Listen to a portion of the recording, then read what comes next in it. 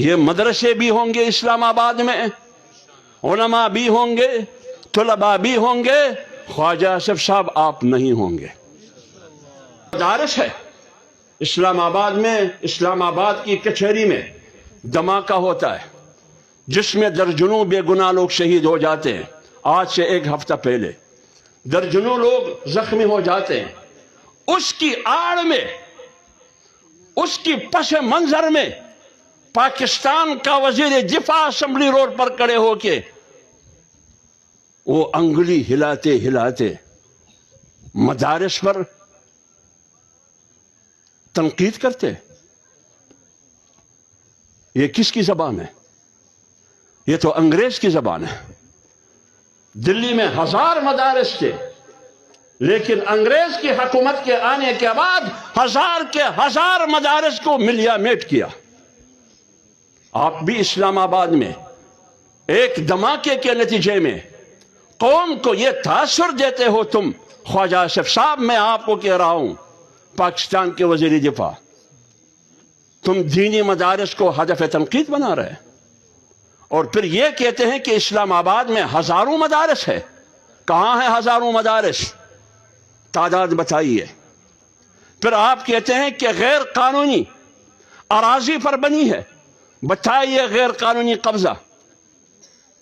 آپ نہ 1000 مدارس بتا سکتے ہیں، نہ غیر قانونی اراضی پر اس کا قبضہ ثابت کر سکتے ہیں۔ اس کا مطلب یہ ہے کہ تم کسی اور کی زبان بولتے ہو۔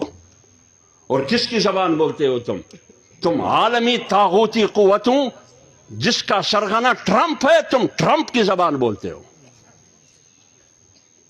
اور امریکہ کی زبان مشرف بھی بولتا تھا، مشرف بھی بولتا رہا، لیکن نہ آج مشرف ہے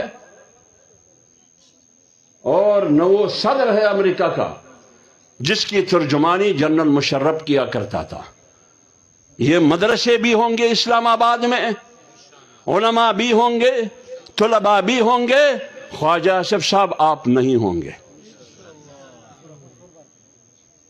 اور ایک سوال ہے قوم کی، تم تو سیالکوٹ کی ہے۔ کہاں کے ہیں؟ سیالکوٹ کی۔ سیالکوٹ میں تاریخی شخصیات علامہ اقبال ہے یا مولانا عبدالحکیم سیالکوٹی ہے۔ بعض لوگ مولانا عبید اللہ سندھی رحمہ اللہ کے بارے میں بھی کہتے ہیں وہ سیالکوٹ کے ہیں۔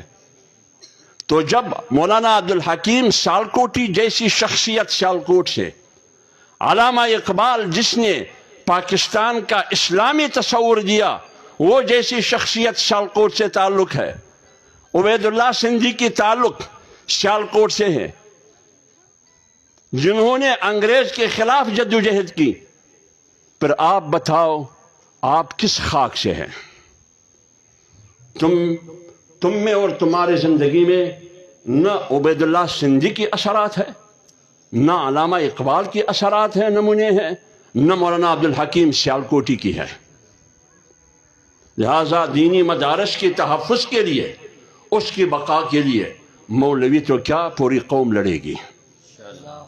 لیکن آپ یہ بتائیے 2018 میں جو آپ الیکشن میں آئے، اسمبلی کے ممبر بنے، تم نے خود کہا کہ تم نے جنرل باجوہ کو فون کیا، مجھے جتوایا۔ تم خود ڈنڈے کے بل پر اسمبلی کے ممبر بنے، آج بھی ڈنڈے کے اور قبضے کی بنیاد پر تم اسمبلی میں بیٹھے ہو۔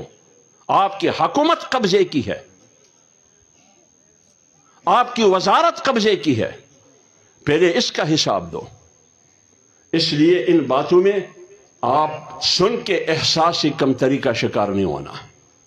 انشاءاللہ العزیز جس طرح انگریز بستر گول کے یہاں سے گیا، لیکن مدرسہ موجود ہے، پہلے سے مضبوط بھی ہے اور محفوظ بھی ہے۔ قرآن محفوظ بھی ہے، مضبوط بھی ہے، اس قسم کے کروڑوں بچوں حفاظ کی صورت میں وہ موجود ہے۔ لہذا قرآن بھی رہے گا، اسلام بھی رہے گا، مدرسہ بھی رہے گا، مولوی بھی رہے گا۔ جو نہیں رہے گا وہ انگریز کا پٹھو اور انگریز نہیں رہے گا۔ وَمَا عَلَيْنَا إِلَّا الْبَلَاغُ۔